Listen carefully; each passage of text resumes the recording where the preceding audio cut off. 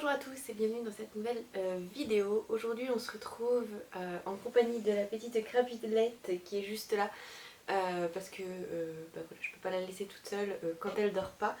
Donc normalement elle est hors champ, enfin pas normalement c'est sûr, elle est hors champ. Donc vous ne la verrez pas mais vous risquez de l'entendre un petit peu baragouiner parce qu'elle grandit et qu'elle gazouille de plus en plus. Et du coup mademoiselle se fait entendre, voilà, c'est comme ça. On se retrouve aujourd'hui comme le titre de la vidéo vous l'indique pour ma pile à lire sur le mois de la fantaisie. Je vais vous montrer. Dans mon belette j'ai fait un petit dragon. Voilà, pour le mois de mai. Bref, on s'en fiche, mais j'étais plutôt fière de moi pour mon petit dessin. Ma troisième participation au mois de la fantaisie, donc c'est le challenge qu'organise Stéphanie de la chaîne Pikiti Bookin au mois de mai. Voilà. C'est un challenge que j'attends généralement avec beaucoup d'impatience parce que la fantaisie c'est un genre littéraire que j'aime beaucoup. C'est un genre littéraire que j'achète beaucoup aussi. Je me suis rendu compte que je pouvais faire ma pile à lire sans forcément aller en librairie pour aller acheter des bouquins à glisser dans mes sous-catégories. Surtout que cette année c'était quelque chose que je voulais absolument pas faire parce que voilà, j'ai pas envie de surconsommer. J'ai dit stop à ça. Déjà j'achète beaucoup de livres. C'est vrai que du coup là pour ce mois-ci, pour ce challenge là, je me suis dit que je n'achèterais rien et si je n'ai rien à mettre dans la sous-catégorie, et ma foi je ne lirai pas. J'aurais pas de livre pour cette sous-catégorie. Donc voilà, je suis très contente de participer à ce challenge. J'espère que la vidéo vous plaira et que vous trouverez de chouettes idées lecture. Voilà. Donc le premier menu de ce challenge c'est bien au chaud dans notre monde. Et la première sous-catégorie c'est nous avons appris. Et là il fallait choisir un livre sur l'apprentissage, sur la formation, sur l'école. Eh bien voilà, je commence bien ce challenge puisque je n'ai rien mis dans cette sous-catégorie. J'aurais pu m'organiser une petite relecture voilà, de Harry Potter ou voilà, j'aurais pu trouver un petit truc à mettre dedans. Mais voilà, je me suis dit Julie sois lucide. Je lis pas énormément en ce moment. Il y a déjà pas mal de bouquins dans mon challenge. Si je mettais un Harry Potter, il serait passé à la trappe, donc j'ai préféré rester raisonnable et donc je n'ai rien mis dans cette sous-catégorie. Ensuite, la deuxième sous-catégorie de ce menu, c'est nous vécurent de longues aventures et là il fallait lire un livre d'une saga. Donc moi j'ai choisi de terminer les aventures de Griffon avec du coup le troisième tome de la saga de Pierre Pével, Le Paris des Merveilles. Donc celui-ci c'est Le Royaume Immobile. Donc moi j'ai mes livres dans la collection Folio SF, mais il existe des intégrales qui sont juste magnifiques. J'aime énormément ces romans. J'ai découvert Pierre Pével il y a de ça 2 ans. Je lis ces romans à chaque fois pour le mois de la fantaisie. Et en fait j'étais tombée en amour sur sa plume. On suit un mage qui vit à Paris, dans un Paris un peu steampunk. J'ai peur de dire une bêtise mais il me semble que c'est ça. Et en fait si vous allez dans ce Paris il existe un train et si vous prenez ce train vous allez direction Ambremer dans une magnifique ville magique où vit des elfes, des dragons, des licornes, des chats ailés, enfin voilà, c'est une ville assez magnifique. Dans chaque tome on va suivre Griffon dans ses enquêtes pour résoudre des problèmes magiques. Voilà, j'aime beaucoup la plume de Pierre Pével, j'aime beaucoup sa façon d'écrire, il y a des fois il s'adresse directement au lecteur et j'avoue que j'aime beaucoup. J'ai un énorme coup de cœur pour le premier tome du Paris des Merveilles et j'ai hâte de lire la suite avec quand même un petit pincement au cœur parce que du coup c'est le dernier tome de cette saga. Mais voilà, j'ai le prochain, j'ai encore un livre de Pierre Pével dans ma pile à lire qui est Les larmes du cardinal, donc voilà, je me dis que je termine une saga, mais il y en a une autre qui m'attend. Donc voilà, je suis quand même un petit peu excitée. Ensuite, la troisième sous-catégorie de ce menu, c'est nous avons rencontré des gens exceptionnels. Et là, il faut lire un livre qui parle de magie et de sorcellerie. Et moi, j'ai choisi d'y mettre le premier tome de la longue série de Terry Pratchett, Les Annales du Disque Monde. Donc celui-ci, c'est la 8e couleur. Moi, je l'ai aux éditions Pocket. Il n'est pas très long et pour tout vous dire, ça fait un an qu'il est dans ma pile à lire. Il attend depuis l'an dernier. Je l'avais acheté pour le mois de la fantaisie l'année dernière. Et en fait, je l'avais commencé, hein, je suis allée jusqu'à la page 24 et j'ai pas trop accroché. Voilà, on est dans de la fantaisie assez... comment dire, j'ai trouvé que c'était très étrange, très loufoque comme univers. Et je sais pas, j'ai eu du mal et j'ai lâchement abandonné l'affaire. Là je compte bien m'accrocher et puis avancer un petit peu. Il n'est pas très long hein, pour un roman de fantasy, mais voilà, j'aimerais bien, après j'adhère ou j'adhère pas avec Terry Pratchett, mais j'aimerais bien au moins en lire un pour pouvoir dire bah voilà, cet univers est trop décalé pour moi. Voilà. Ensuite, la dernière sous-catégorie de ce menu, c'est donc nous avons découvert que nous avions un destin. Et là il faut lire un livre qui parle d'élus, de quêtes. Et bien moi j'ai choisi d'y mettre La mer sans étoiles d'Erin Morgenstern que j'ai dans cette magnifique édition, enfin c'est la seule édition qui existe mais qui est du coup publiée chez Snatine. Voilà, je l'ai aussi commencé, j'ai lu 27 pages et puis je me suis dit ok Julie, j'avais 2 livres à terminer, enfin j'avais un livre à terminer, puis j'ai commencé celui-ci en parallèle, et puis je me suis dit ok Julie, termine ton livre Le goût amer de l'abîme, et puis après tu te plongeras corps et âme dans la fantaisie. Et du coup bah, c'est ce que j'ai fait, j'ai terminé mon roman et du coup bah voilà, maintenant je vais pouvoir me plonger dans de la fantaisie, bien que c'est pas celui-là que j'ai réouvert juste après. Mais bon, c'est pas très grave. J'avoue que lui aussi, j'ai un peu de mal au début. Je suis page 27 et ça a du mal à m'accrocher, à me happer. Donc voilà, je demande qu'à. Et je l'ai mis dans cette sous-catégorie parce qu'il y a une phrase dans le résumé qui dit: c'est le début d'une quête qui le mènera à un étrange labyrinthe souterrain sur les rives de la mer sans étoiles. Et c'est donc pour ça, voilà, on parle de quête. Dans le menu, il y a le mot quête.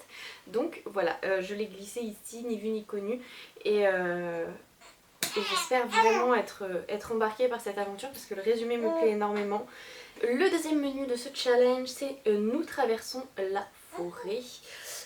Et la première sous-catégorie c'est et commençons le périple. Donc là il faut lire un livre qui parle de voyage et j'ai choisi dans cette sous-catégorie Les Entremondes de Sin Isley.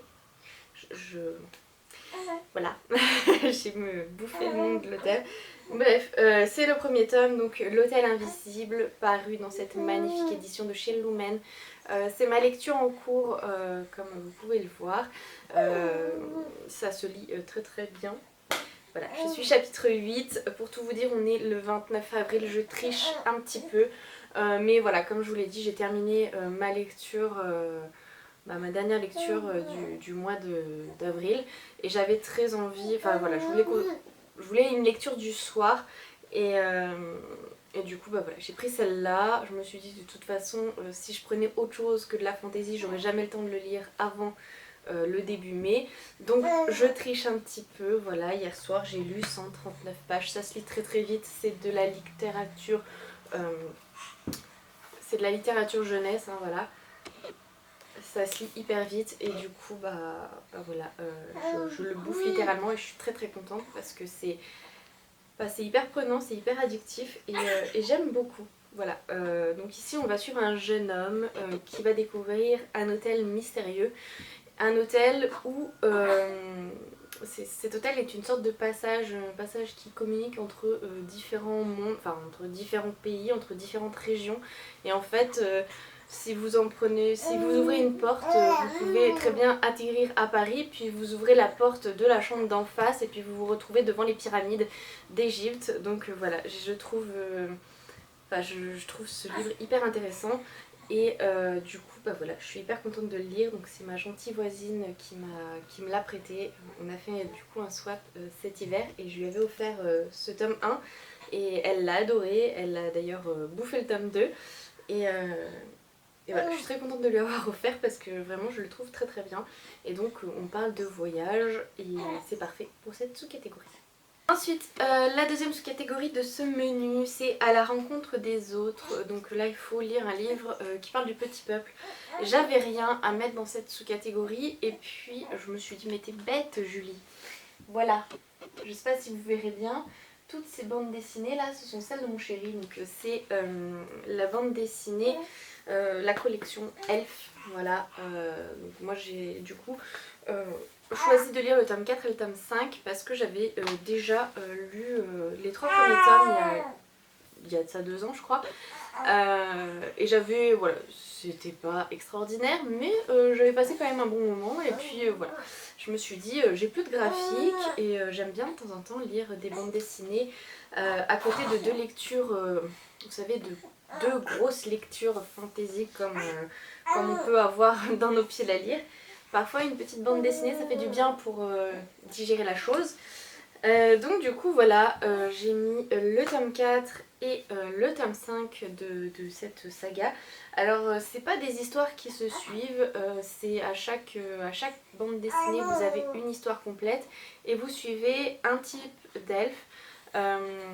Si je me souviens bien, le tome 1 c'était sur les elfes de l'eau, il y a eu les elfes de la forêt. Voilà, donc je pense que ici on va être sur d'autres elfes, elfes noirs et puis ici élus des semi-elfes, je ne sais pas, donc on verra bien.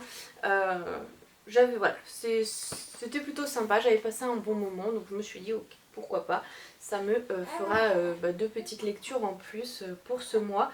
Et puis comme je vous dis, ça passe toujours bien entre 2 grosses lectures de fantasy, ça permet de digérer un petit peu. Alors je sais pas trop si ça rentre dans le petit peuple hein, parce qu'ils sont plutôt assez grands ces elfes, mais bon, on va dire que oui, et puis voilà. La troisième sous-catégorie de ce menu, j'ai bien aimé cette sous-catégorie, c'est une partie à cloche-pied, donc là c'est lance-toi un défi. Et mon défi à moi, avec cette louloute, ouais, je vous l'ai dit, elle baragouine. Hein. Et puis là, elle est bien réveillée. Hein. Elle vient de finir son petit tout. Ouais, t'en as pas du tout envie, ça. Tiens. Bref, et donc mon défi à moi, ça serait de lire une demi-journée. Voilà, je vais essayer au mois de mai de me caser une demi-journée de lecture. Vous allez me dire, mais Julie, c'est pas exceptionnel. Lire une demi-journée, c'est probablement ce que vous faites tous. Mais pour ceux qui débarquent sur ma chaîne et qui ne le seraient pas, ou voilà, pour ceux qui n'ont pas eu l'information, je suis la maman, l'heureuse maman de 3 enfants. Donc le plus grand a 4 ans, mon cadet a 2 ans et demi et la petite louloute qui est juste là et qui va avoir 3 mois le 1er mai. Du coup bah voilà, toute ma petite famille me demande quand même pas mal de temps. En soi je m'en plains pas, voilà, je suis très heureuse comme ça. Mais ça fait que du coup mon temps de lecture se résume au soir ou dans l'après-midi pendant le temps de sieste. Mais généralement le soir avant d'aller me coucher où j'essaie de me caler 1 heure et demie de lecture. Voilà, c'est du temps pour moi. Mais c'est vrai que du coup depuis un certain temps c'est rare quand je me pose une demi-journée pour bouquiner. Donc voilà, c'est mon projet pour le mois de mai d'essayer voilà, de caser les 2 grands chez les grands-parents et du coup de profiter je sais pas moi du week-end où le chéri s'occupera exclusivement de la pépette et d'enfiler un jogging, une tasse de thé ou de chocolat ou de je ne sais quoi et de me foutre dans mon lit, fermer la porte et de bouquiner voilà, de 8h à midi ou de 13h à je sais pas moi 19h. Voilà, une bonne grosse demi-journée de lecture où il y aurait que moi et mes livres. Voilà. Alors, est-ce que ça sera possible? Je ne sais pas, mais j'aimerais bien et donc c'est un projet. Ensuite, la dernière sous-catégorie de ce menu, c'est la fin en la survolant. Et là, il faut lire un livre de créatures volantes. Alors, dragon, licorne et hippogriffe, je crois. Sphinx, je sais plus. Bref, je n'avais pas ça dans ma bibliothèque. Et puis je me suis dit, là encore pour ceux qui arrivent, hein, vous ne savez peut-être pas, mais j'aime bien faire participer mes enfants au mois de à mes challenges. Pas au Black November, hein, parce que voilà, j'ai pas envie de leur faire lire des choses un peu glauques. Mais en général, j'aime bien leur choisir des petites lectures en rapport avec le thème, voilà, quand il y a des challenges. Et là, voilà. J'avais du coup acheté celui-ci il y a un petit moment. Je l'aurais déjà lu, hein. Ils l'adorent et je l'ai déjà lu et je l'ai. Enfin, ouais. Si je l'aurais déjà lu, ça veut dire que je l'ai déjà lu. Bref, on l'adore tous. C'est Il était une fois le feu du dragon de Béatrice Blou, paru aux éditions Little Urban. Voilà, ici on suit un frère et une sœur qui partent à l'aventure, à la recherche du dragon. Et donc vous avez ce magnifique dragon là dans l'histoire. J'adore, cette histoire est juste trop belle, vraiment trop belle et les graphismes sont sublimes. Je vais leur relire celui-ci pendant le mois de mai. Voilà, et ça me fait mettre une petite lecture dans cette sous-catégorie où je n'avais pas grand chose, enfin j'avais rien. Vous avez bien compris, hein, je me suis pas bien foulée, j'ai pas fait d'achat. Apparemment il y a beaucoup de romans qui sont sortis sur le thème des dragons ces derniers temps. Moi voilà, j'en ai pas vu et puis ça me tente pas plus que ça. Stéphanie avait parlé de la licorne dans Les Gardiens des Cités Perdues, mais moi j'ai lu un tome le mois dernier là, donc j'avais pas envie de retourner tout de suite dans cet univers, donc bon voilà, j'ai trouvé une petite lecture jeunesse qui passera tout bien. Ensuite le dernier menu c'est Vers d'autres contrées. Et donc la première sous-catégorie c'est Pour y trouver l'amour. Et là il fallait partir sur de la romance ou de la romantaisie, donc de la petite romance dans la fantaisie. Et moi, alors je ne sais pas du tout si ça rentre dedans, parce que ce serait plus de la mythologie. J'ai choisi d'y mettre Circé de Madeleine Miller chez Pocket, mais j'aime beaucoup cette édition, vous voyez, avec ce cuivré là. Voilà. Pour moi c'est de la fantaisie, mythologie, enfin bref. Au pire je triche, voilà, j'élargis le thème, mais c'est pas très grave, de toute façon, voilà, j'avais envie de le lire, donc je l'ai mis là. Et je l'ai mis dans la romance parce que c'est Circé, c'est une nymphe qui est le fruit de l'amour d'un dieu et d'une humaine, voilà, je crois que c'est ça. Derrière c'est marqué déesse certes, mais femme avant tout, puissante, libre et amoureuse.